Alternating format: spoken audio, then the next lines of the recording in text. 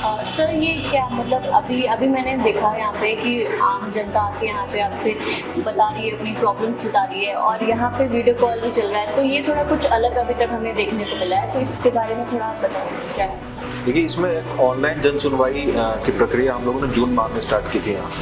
उसमें हम लोग ये करते हैं कि सारे SHOs और ACPs, क्योंकि कमिश्नरेट है यहाँ पे, CO नहीं होते हैं, सर्कल ऑफिसर हैं, ACP होते हैं, तो वो सब हम लोग सुबह 10 से 2 बजे तक सारे जूम कॉल के माध्यम से जुड़े होते हैं या गूगल मीट के माध्यम से जुड़े होते हैं। जो भी ऐप हम यूज़ करना चाहें यूज़ कर सकते हैं। जो फरियादी हमारे पास आता है उसकी हम डायरेक्ट बात करा देते हैं। जो SHO है या जो ACP है उससे तुरंत बात हो जाती है, और फरियादी क्या कह रहा है, SHO का क्या वर्जन है, ACP का क्या वर्जन है, अगर कोई जांच की गई है तो वो लोग बता देते हैं कि हाँ वादी झूठा बोल रहा है, या कई बार ऐसा होता है कि इंस्पेक्टर गलत बोल रहे होते हैं, या इंस्पेक्टर कई बार मिले ही नहीं होते हैं। मेन समस्या ये आती है हमारे देहात के क्षेत्रों में कि इंस्पेक्टर से लोग नहीं मिल पाते हैं और रास्ते से ही किसी और से मिल के चले जाते हैं। तो इस तरह की जो कन्फ्यूजन होती है वो चीज़ समाप्त हो जाती है इसमें।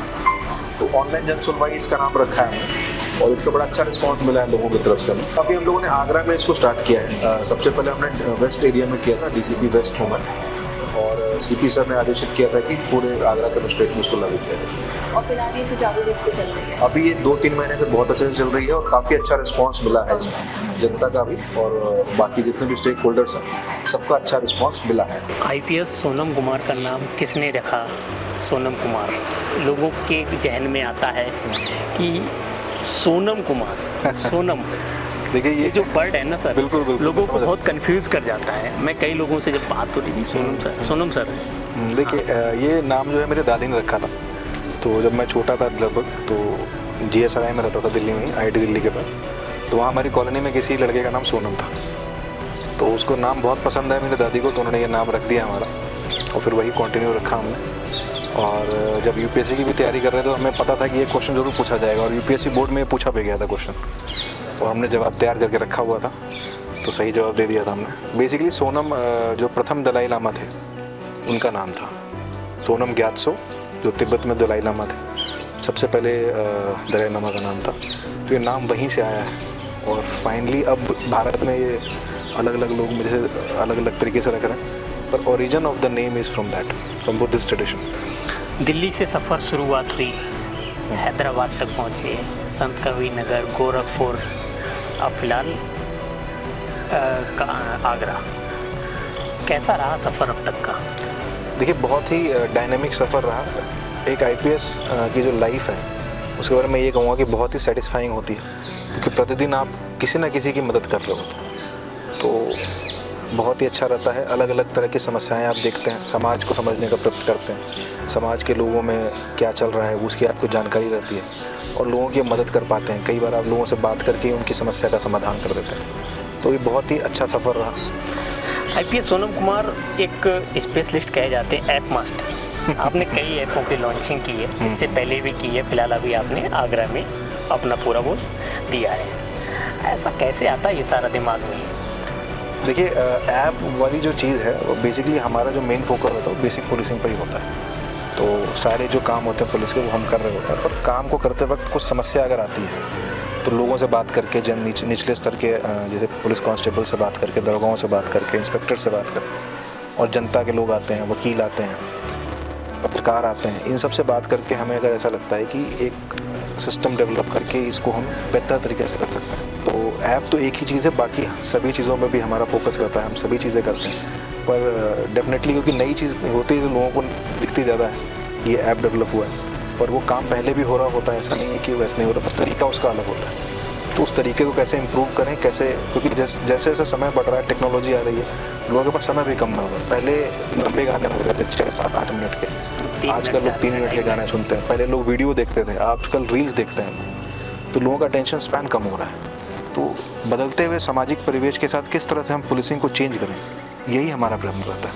इससे पहले कौन कौन सा ऐप किया है आपने? देखिए ऐप हमने जो है सबसे पहले एक बायोमेट्रिक सिस्टम डेवलप किया था, GD plus biometric. GD police lines की GD लिखी जाती है और उसमें बायोमेट्रिक बेस्ड अटेंडेंस होता था। फिर इसके बाद हम ASP लखनऊ जब थे उस समय हम लोगों ने एक ऑनलाइन कैंटीन का सिस्टम बनाया था। पुलिस में एक कैंटीन होती है जिससे सामान पुलिसकर्मी लेते हैं, उसको हम लोगों ने जिस तरह से अमेजन और फ्लिपकार्ट पे आप खरीदते हैं उस तरह का एक ऐप डेवलप किया था कि आप घर बैठे ही जो सीनियर सिटीजन्स हैं वो अपना सामान ले सकें। इसके बाद हम लोगों ने जब मैं स्पेशली गोरखपुर था तो वहाँ पे DDMS ऐप का पहला वर्जन वहीं बनाया था हमने, क्योंकि वहाँ पे VIP विजिट्स होते थे। उसके बाद एक हमने वहाँ स्विफ्ट ऐप बनाया था जो कि क्राइम सीन को प्रिजर्व करता था, क्राइम सीन के फोटोग्राफ्स, क्राइम सीन का सारा डेटा BTS उसको एक ऐप के माध्यम से स्टोर करके रखा जाता था। और उसके अलावा एक बैरियर चेकिंग ऐप डेवलप किया था हमने वहाँ पर। उसमें कोरोना के टाइम पे काफ़ी यूज़ किया था इसको, कि अलग अलग बैरियर्स लगे थे जहाँ से पुलिस वाले चेक करते थे कि व्यक्ति गुजर रहा है वो कोरोना पॉजिटिव तो नहीं है, इस तरह की चीज़ें। और लॉकडाउन भी लगा हुआ था तो उसमें बड़ी मदद मिली थी बैरियर चेकिंग ऐप से हमें। इसके बाद एक हमने सुरक्षा ऐप डेवलप किया था SP संत कबीर नगर। उसमें स्कूली बच्चों की सुरक्षा के लिए वो ऐप बना था, क्योंकि कई बार ऐसा होता है कि अभिभावक के रूप में कोई और व्यक्ति आ जाता है और बच्चों को लेकर चला जाता है। तो इस तरह की घटनाएं थोड़ी सुनने में आ रही थी, तो उस समय वो ऐप बनाया था, बड़ा सक्सेसफुल चला था। यहाँ पे हम लोगों ने ई-माल खाना बनाया है और जो आपको भी डेमोन्स्ट्रेशन में दी गई है, DDMS ऐप बनाया है, इन्वेंट्री मैनेजमेंट सिस्टम बनाया है जो कि प्रोक्योरमेंट को स्ट्रीमलाइन कर रही है और करप्शन को ख़त्म कर रही है उसमें। इसके अतिरिक्त ADG sir, Rajiv Krishna sir के कुछ पहले के इनिशिएटिव चल रहे थे यहाँ पे, पहचान है, उसको भी हमने आगरा कमिश्नरेट में लागू किया है। तो इस तरह के सिस्टम से आगे भी कई सारे आइडियाज़ लोगों ने हमें दिए हैं, पत्रकारों ने दिए हैं, वकीलों ने भी दिए हैं और जनता के लोगों ने भी दिए हैं, जो निचले स्तर के पुलिसकर्मी हैं उनने भी हमें दिए हैं। तो उन पे भी हम आगे इसी तरह से कार्य करते रहेंगे। टीम लीडर में कितनी चुनौतियों का सामना करना पड़ता है?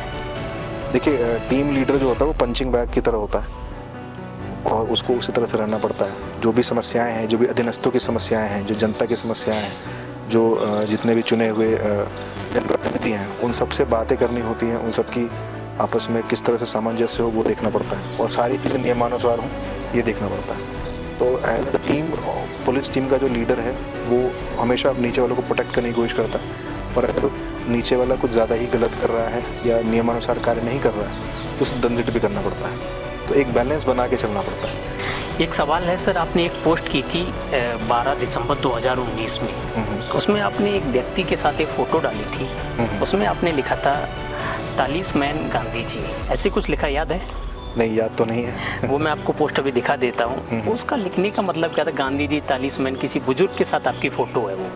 हाँ, देखिए, जो हम लोग जब स्कूल में पढ़ते थे तो हर किताब के स्टार्ट में गांधी जी तालिस्मान लिखा होता था और उसमें ये लिखा होता था, उसका ये था कि गांधी जी का जो तालिस्मान था वो ये था कि आप जो काम कर रहे हैं, अगर आपको डाउट होता है कि मैं करूं या ना करूं, तो आप ये देखो कि उस काम को करने से समाज का जो सबसे कमज़ोर वर्ग है क्या उसकी मदद हो रही है। अगर उसकी मदद हो रही है तो उस काम को करें। तो मेरे ख्याल ये जो पोस्ट हमने किया होगा तब वो उसी क्रम में किया होगा। कोई व्यक्ति हमारे पास आया होगा और उसने कुछ मदद मांगी होगी, उसकी मदद हुई होगी। तो उसका अर्थ यही था कि आप जो भी कार्य कर रहे हैं जीवन में, कभी भी आपको अगर संशय होता है कि ये कार्य करूं या ना करूं, तो बस आप ये देखिए कि उस कार्य को करने से अगर समाज के पिछड़े लोगों को मदद मिल रही है तो उस कार्य को डेफिनेटली करें। गांधी जी से प्रेरणा मिलती है? बिल्कुल, हमारे राष्ट्रपिता हैं, उनसे हमें प्रेरणा मिलती है। और दूसरा, वैसे मैं स्वामी विवेकानंद मतलब बचपन से उनकी किताबें पढ़ता रहता हूँ, अभी भी पढ़ता हूँ। तो जितने हमारे भारत में पहले महापुरुष हुए हैं उन सब की अगर आप किताबें पढ़ें, उन्होंने सिखाया है उसे अपने जीवन में उतारने की कोशिश करें तो डेफिनेटली आपको मोटिवेशन भी मिलता है और आपको नई जो आप बता रहे हैं आइडियाज़ कैसे आते हैं वो वहीं से कहीं से आते हैं। तो जो भी हमारे बड़े बड़े लोग हैं, जो हमारे राष्ट्रपिता हैं, जो हमारे समाज सुधारक हैं, उनकी किताबें पढ़नी चाहिए हम सबको। उससे हमें समाज को कैसे बदलना है, पुलिस को कैसे समाज के प्रति ज़्यादा उत्तरदायी करना है, सारे आइडियाज़ वहाँ से प्राप्त हो जाते हैं।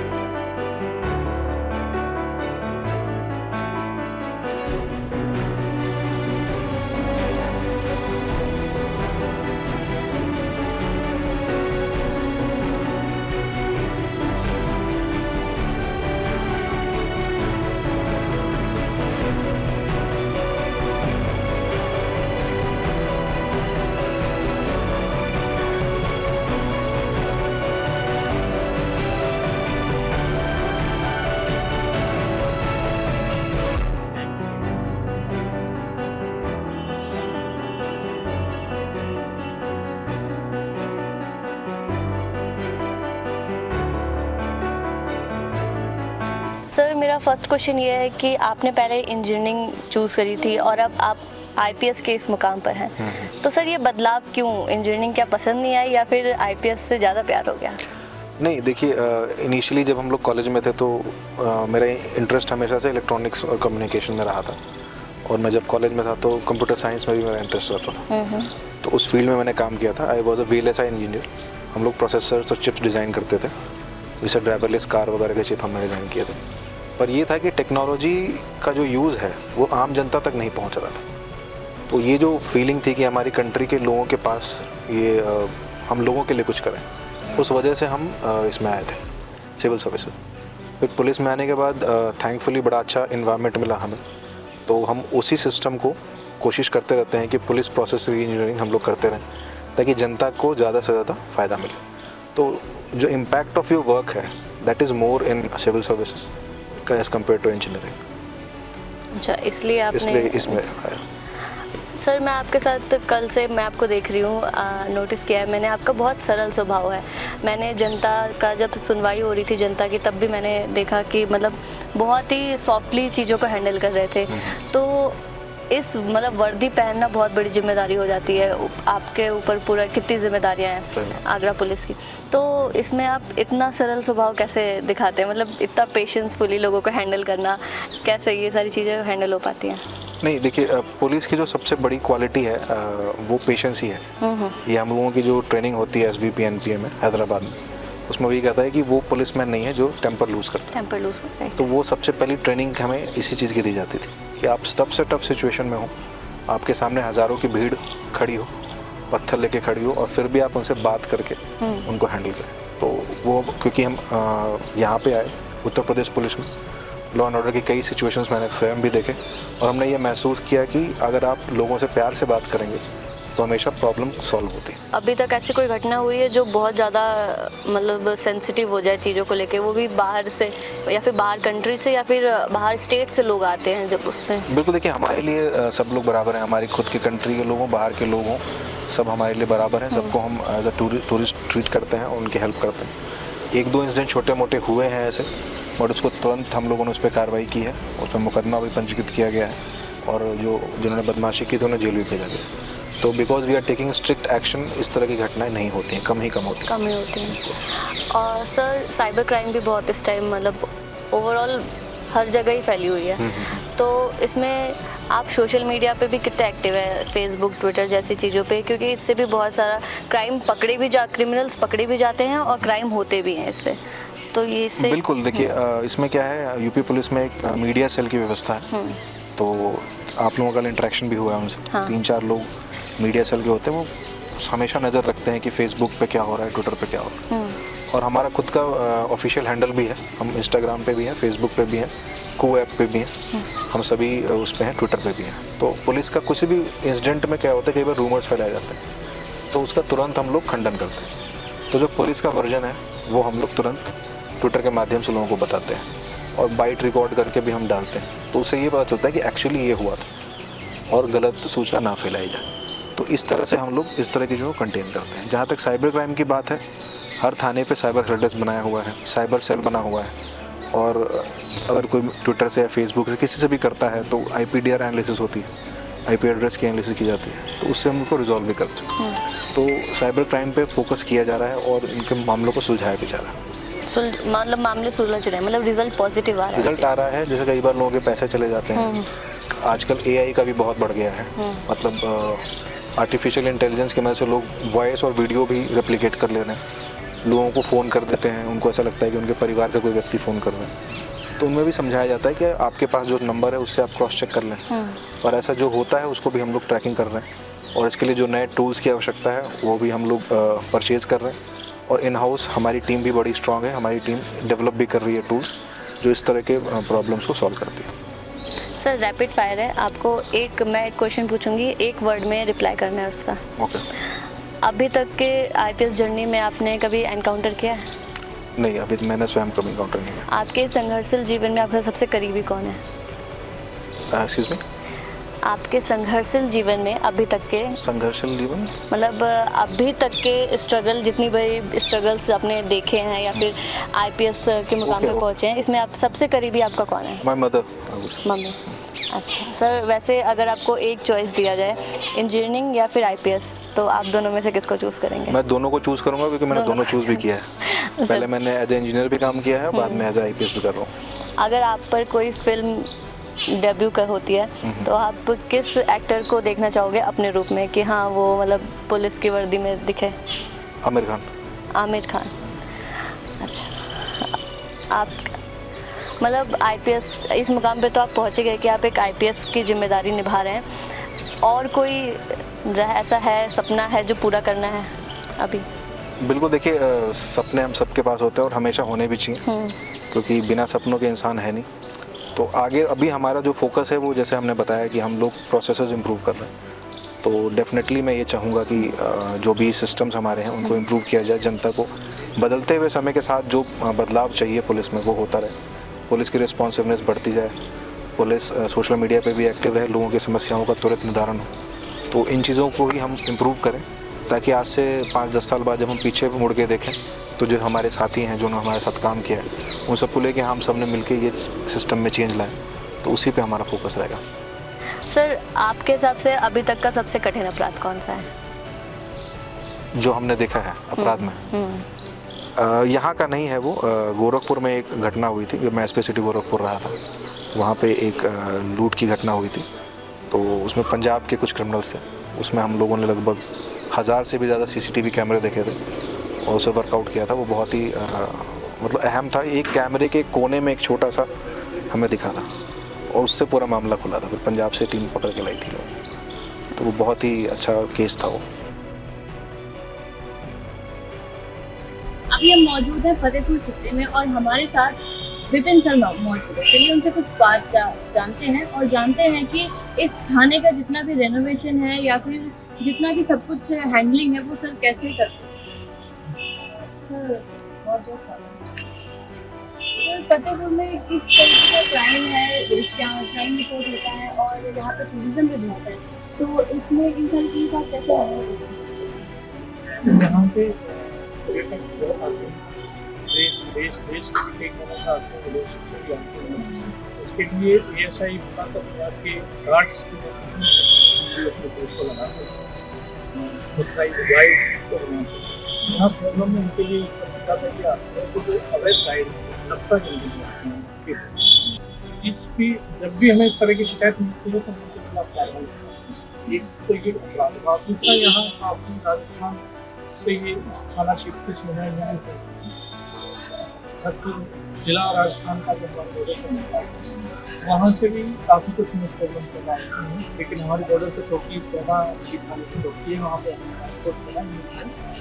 वहाँ हमारी मूवमेंट, थाने की गाड़ी, चौकी की गाड़ी और फिर वहाँ की मोटरसाइकिल, मोबाइल जो हमारी चीता मोबाइल के नाम से काम करती है वो हर समय भ्रमण पर रहती है, गश्त करती है। इस तरह से ये अपराध वहाँ से जो आते हैं, यहाँ खनन की भी प्रॉब्लम आती है, जो राजस्थान से खनन होकर आता है उसकी भी हम रोकथाम करते हैं। बाकी आम क्राइम ज़्यादा उस तरह का नहीं है। गाँव में जो लड़ाई हो रही है सब उनके खिलाफ और सर ये थाना बहुत ही सुंदर दिख रहा है फिलहाल तो सर ये आपके कार्यकाल में रहते हुए पहले से नहीं, ये मैं फरवरी 2023 से पोस्ट करवा। मैंने अपने ही टाइम में ये दीवानी की पेंटिंग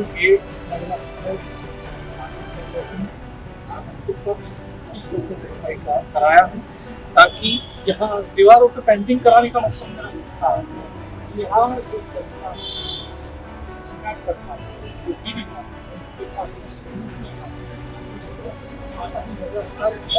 आए यहाँ और इस तरह की ये चीज़ों को देखकर उनका मन काफी शांत हो जाता है और बाकी यहाँ देखने में भी अच्छा लगता है। हमारे कांस्टेबल हैं, हमारे लगातार ड्यूटी करते हैं, घर जाना नहीं मिलता, घर से काफ़ी दूर रहते हैं, तो इस तरह के माहौल को देख के वो ऐसा महसूस भी करते हैं तो रिलीफ मिलता है। इसको बनवाने का मेरा मतलब ये था और बाकी देखने में सुंदर भी लग रहा है।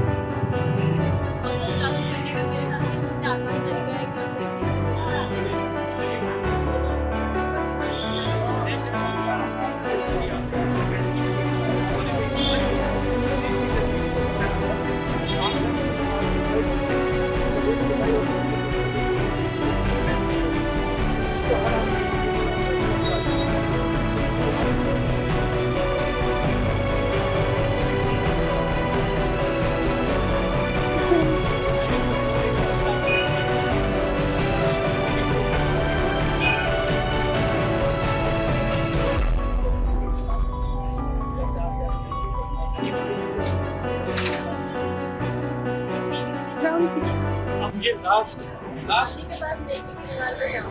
हाँ, ये देखिए कि दीवार इसलिए तो जो गरीब बेसहारा या उनके लिए आम जनता भी अगर कोई सब्जी के कपड़े या आवश्यकता किसी की फालतू चीजें अगर दे नहीं देगी सीधे उनको ना देंगे देने वाले दूसरे सब्जी को वो यहाँ छोड़ के चले जाते हैं हम जाते हैं गरीब आदमी ले देता है इसलिए देखने की दीवार। ये जिसमें नगर पालिका अच्छा, नगर पालिका अगर हाँ